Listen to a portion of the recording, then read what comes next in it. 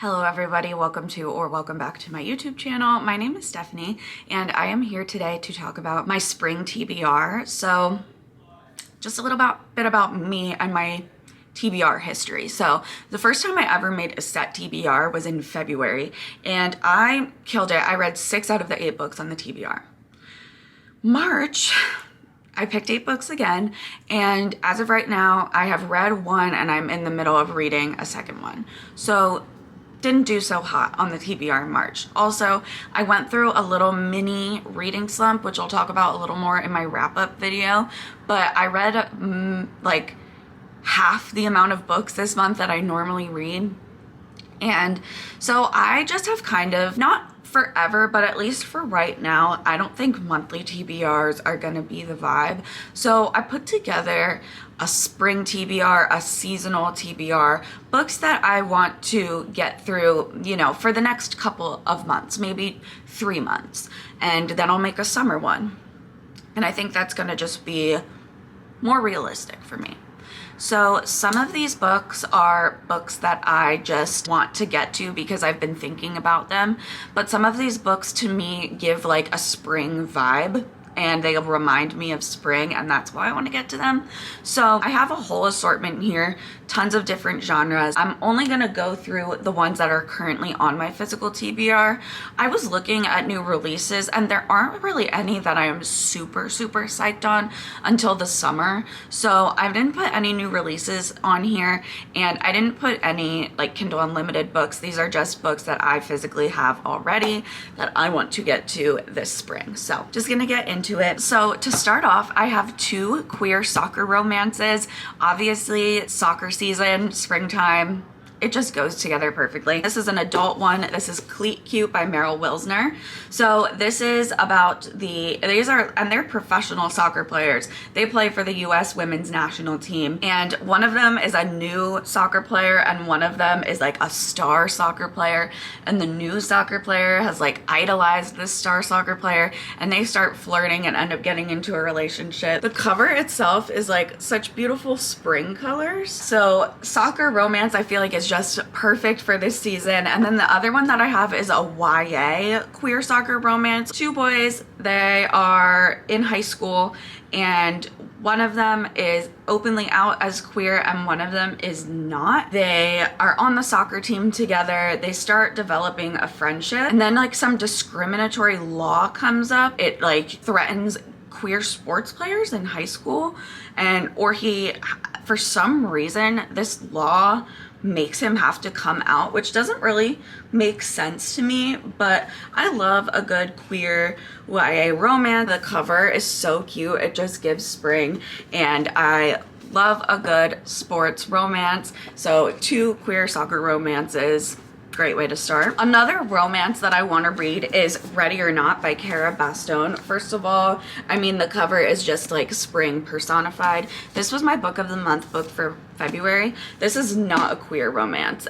This is an accidental pregnancy romance, and the romance itself is not with the main character Eve and her baby's father, the guy who got her pregnant. They had a one-night stand. She ended up pregnant, and it seems like her best friend's brother, who they've kind of like always had feelings for each other, he wants to kind of like step up as the dad, or at least that's what it seems. So it's like a friends to lovers accidental pregnancy, but not with the baby daddy, which I think is a pretty cool and unique concept. So definitely want to get to this one. This is one that I had on my March TBR that I'm just not going to get to this month, but in the next couple months, I'm sure I will be able to get to it. There are 2 thrillers here.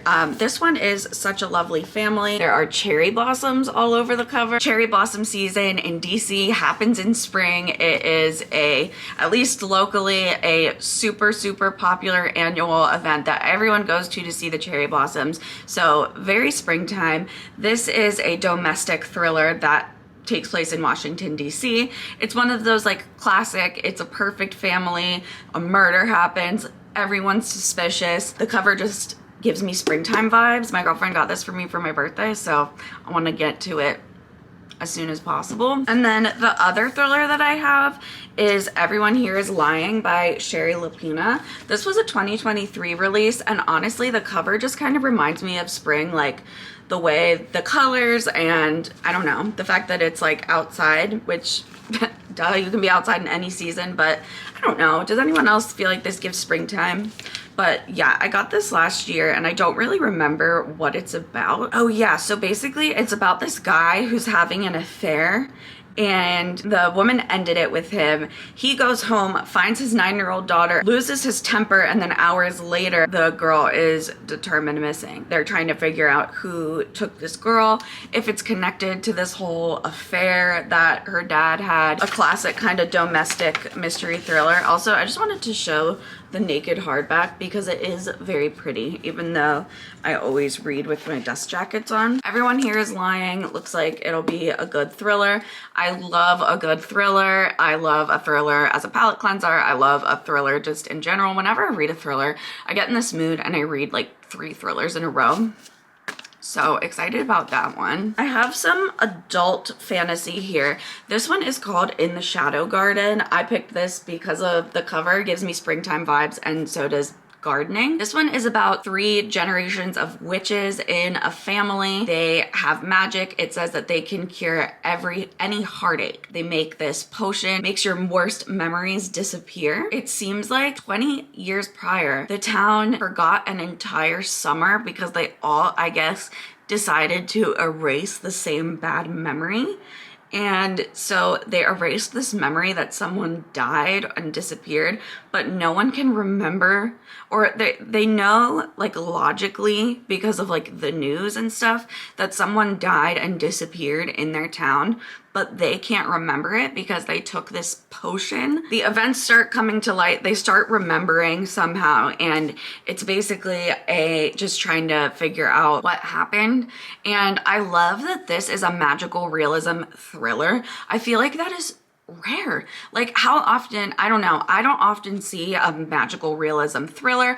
I feel like, you know, there's magical realism romance and general fiction, but a magical realism thriller I feel like is pretty cool. So that is fantasy number 1, adult fantasy. Yeah, this quote says the perfect blend of magic and mystery, which I think is very cool. Also, just like give a moment for the flowers. So cute. Next one is Wayward by Amelia Hart. This was a Book of the Month, Book of the Year finalist. I'm like a BFF with Book of the Month, so I got to pick one for free, and this is the one that I picked. You're following 3 different timelines, one in 2019, one in 1619, and one in 1942, and you're following different women in all of these timelines, but they all seem to have the same type of magic that they've learned, and they're called Waywards, I guess. But I guess like somehow all of these stories weave together. It says, weaving together the stories of 3 extraordinary women across 5 centuries, Wayward is an astonishing debut and an enthralling novel of female resilience. So this seems like a magical realism historical fantasy, which is pretty cool. The cover I feel is very spring, so that is why I chose it. Also because it was a Book of the Year nominee, so I'm curious. And the next adult fantasy that I want to get to is Emily Wilde's Encyclopedia of Fairies. This edition is so gorgeous. This is a cozy fantasy about a woman who studies fairies, and she has to basically do like her dissertation or capstone project. So she travels around the world to study different species of fairies, and I believe that she meets somebody along the way who starts like taking the journey with her. And this is the beginning of a series. A second book came out already. It definitely seems like, you know, just very cozy and chill type of fantasy. Perfect kind of for this time of year. I feel like the cover is so springtime and so pretty. And even like just the spine is so pretty. But yeah, super excited to get to this one as well. And then I have one other queer romance called Super Bloom.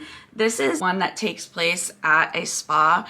It's about a massage therapist and her client, who is a famous author, and the famous author client wants to write a book about this spa. So she asks her massage therapist basically to like give her tea on the spot, and they like make a deal. I guess like she gives her money, but then they also start to have a romance. Pretty unique concept, I feel like.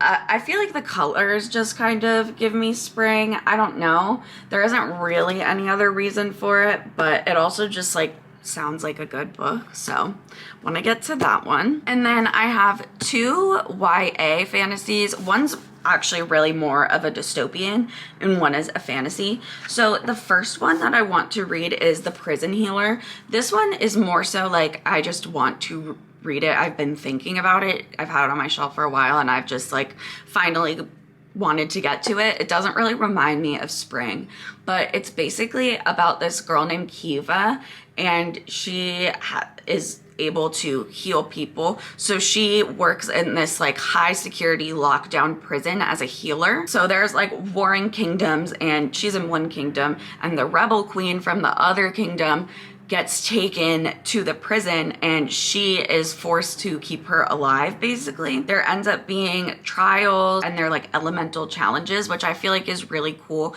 I love things that deal with like the elements. So it's like there's air, fire, water, and earth challenges. Her journey of trying to keep this queen alive basically realizes that the trials are gonna kill the queen, so she volunteers to do them instead. And it seems like if she wins, she gets freedom from the prison. The queen will get from working in the prison. The queen will get freedom from being in the prison, but the trials are deadly. There's a plague going on. It just sounds like there is a lot going on in here that would be like really interesting and suspenseful. And I have heard, you know, I've heard some people say that this is slow, but it also has like really, really high Goodreads reviews.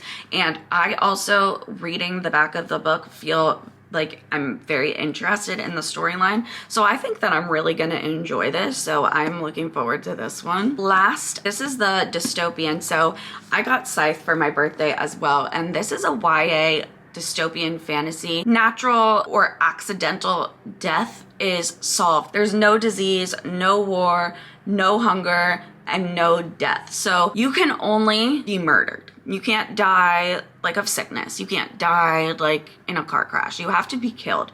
And the government mandated specific people to kill people merely for population control, and those people are called scythes.